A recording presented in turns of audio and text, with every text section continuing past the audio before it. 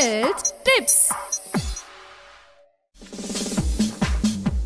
நம்ம உடம்புல ஏற்படுற இயற்கையான நிகழ்வுகள்ல ஒண்ணுதான் இந்த கொட்டாவி விடுறது. கொட்டாவி அப்படின்றது நம்ம மனிதர்களுக்கு மட்டும் இல்ல, விலங்கினங்களுக்கும் உண்டு. அதே மாதிரி பறவை இனங்கள் கூட கொட்டாவி விடும். ஒரு மனுஷன் தூங்கறதுக்கு முன்னாடி கொட்டாவி விடுறான், தூங்கி எழுந்ததுக்கு அப்புறமும் கொட்டாவி விடுறான். அவ்வளவு ஏன், சும்மா இருந்தா கூட கொட்டாவி வருது. இந்த மாதிரி கொட்டாவி விடுறதுக்கு பல காரணங்கள் இருக்குங்க. ஓசோன் ஓட்டையில இருக்க ரகசியத்தை கூட நம்மளால தெரிஞ்சுக்க முடியுது. ஆனா இந்த கொட்டாவி எப்படி ஏற்படுது அப்படின்றது நம்ம யாருக்குமே தெரியாம இருக்கு. இருந்தாலும் கொட்டாவி வர்றதுக்கு பல காரணங்கள் இருக்குன்னு சொன்னேன் இல்லையா? அதுலயும் நம்ம உடம்புக்கு வந்து ஆக்சிஜன் கிடைக்கல அப்படின்னா அந்த நேரத்துல கொட்டாவி அதிகமா வரும் அப்படின்னு சொல்றாங்க.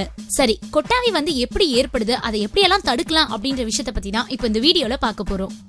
அதுக்கு முன்னாடி 24 தமிழ் யூடியூப் சேனலை சப்ஸ்கிரைப் பண்ணல அப்படின்னா மறக்காம கீழே இருக்க சப்ஸ்கிரைப் பட்டனை கிளிக் பண்ணுங்க. அப்படி பக்கத்துல இருக்க அந்த பெல் சிம்லையும் கிளிக் பண்ணுங்க. உங்களுக்கு எங்களோட ஃபியூச்சர் அப்டேட்ஸ் தொடர்ந்து வந்துகிட்டே இருக்கும்.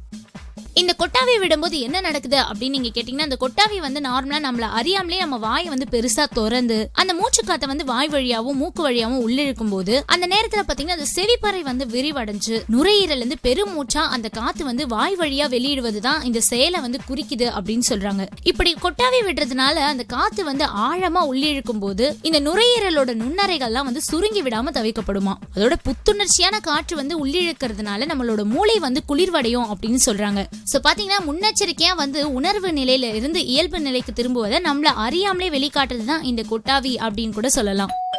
Number 1. ஒரு கட்டத்துல இந்த கொட்டாவி அப்படின்றது அதிக அளவுல வந்துருச்சுன்னு வச்சுக்கோங்களேன், கண்டிப்பா நம்மளோட வாய் வந்து வலிக்க ஆரம்பிச்சிடும். சோ இந்த கொட்டாவியை வந்து எப்படியெல்லாம் அவாய்ட் பண்ணலாம் அப்படின்னு பாத்தீங்கன்னா, ஃபர்ஸ்ட் வந்து தண்ணி அதிகமா குடிக்கணும். நம்ம உடம்புல அதிக அளவுல சோர்வு ஏற்பட்டுச்சு அப்படின்னாலே இது வந்து கொட்டாவிக்கு ஒரு முக்கிய காரணமா இருக்கும். அதனால தண்ணி வந்து அதிகமா குடிங்க. தண்ணி குடிச்சிங்க அப்படின்னா நம்மளோட உடம்பு வந்து புத்துணர்ச்சி அடையும். நம்ம உடம்புக்கு புத்துணர்ச்சி கிடைச்சாலே கொட்டாவி ஏற்படாம தடுக்கலாம்.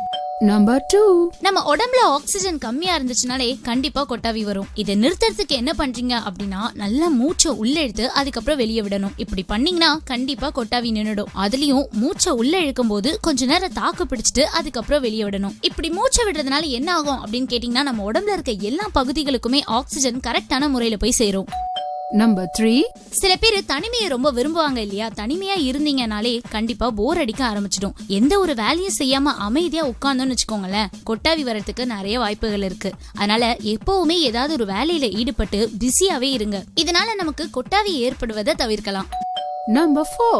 முக்கியமா சொல்ல போனா இந்த கொட்டாவி விடுறவங்கள பாக்காதீங்க. இந்த கொட்டாவிய கூட்டாவி இல்ல கெட்டாவி அப்படின்னு கூட சொல்லுவாங்க. காரணம், ஒருத்தவங்க கொட்டாவி விட்டாங்க அப்படின்னா அவங்க பக்கத்துல இருக்கிறவங்களுக்கும் அது பரவறதுக்கு வாய்ப்பு இருக்கு. ஒரு உதாரணத்துக்கு, வகுப்பறையில வந்து டீச்சர் தெரியாததனமா கொட்டாவி விட்டுட்டாங்க அப்படின்னா மாணவர்களும் கொட்டாவி விடுவாங்க. அந்த மாதிரி டீ கடையில பேப்பர் படிக்கிறவங்க வந்து கொட்டாவி விட்டுட்டாங்கன்னா அதை பார்த்து தெருவுல படுத்துட்டு இருக்க நாயும் கொட்டாவி விடும். இந்த மாதிரி கிட்டத்தட்ட 55% வந்து பாத்தீங்கன்னா மனிதர்களுக்கு ஒருத்தவங்களை பார்த்துதான் கொட்டாவி வர்றதுக்கு காரணமா இருக்கு. Number 5. அளவுக்கு அதிகமா நம்மளுக்கு வேலை இருந்துச்சு இல்லனா குறைவான தூக்கம் இருந்துச்சு அப்படின்னாலே கொட்டாவி வந்து அதிகமா வரும். ஏன்னா அந்த டைம்ல தான் நமக்கு வந்து மன அழுத்தம் அதிகமாகும். அதனால இதை தவிர்க்க என்ன பண்றீங்க அப்படின்னா, கரெக்டான நேரத்துல தூங்கி எழுந்துக்கணும். அதோட உடற்பயிற்சியும் கரெக்டான நேரத்துல செய்யணும். இப்படி செஞ்சோம் அப்படின்னாலே நம்ம கொட்டாவி ஏற்படாம தடுக்கலாம். Number 6.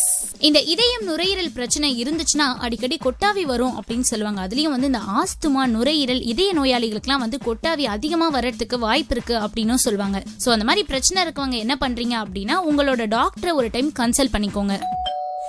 இந்த கொட்டாவி பத்தின நினைப்பே ஒருத்தருக்கு கொட்டாவிய வர வச்சிடும். அவ்வளவு ஏங்க, இந்த வீடியோ பேசுற எனக்கே கொட்டாவி வருது. அதனால கொட்டாவி வர்றதுக்கு யாரும் கவலைப்படாதீங்க. கொட்டாவி அப்படின்றது ஒரு இயற்கையான விஷயம். இதனால பலரும் பல முக்கியமான நேரங்கள்ல கட்டுப்படுத்த முடியாம கஷ்டப்பட்டிருப்பீங்க. நாங்க சொன்ன இந்த டிப்ஸ் எல்லாம் ஃபாலோ பண்ணி அடிக்கடி கொட்டாவி வந்துச்சு அப்படின்னா அதை வந்து தவிர்க்க பாருங்க. மீண்டும் ஒரு அருமையான ஹெல்த் டிப்ஸோட உங்களை நாங்க சந்திக்கிறோம். Health Tips வழங்கியோர் 24 தமிழ். பொது அறிவும் பொழுதுபோக்கும்.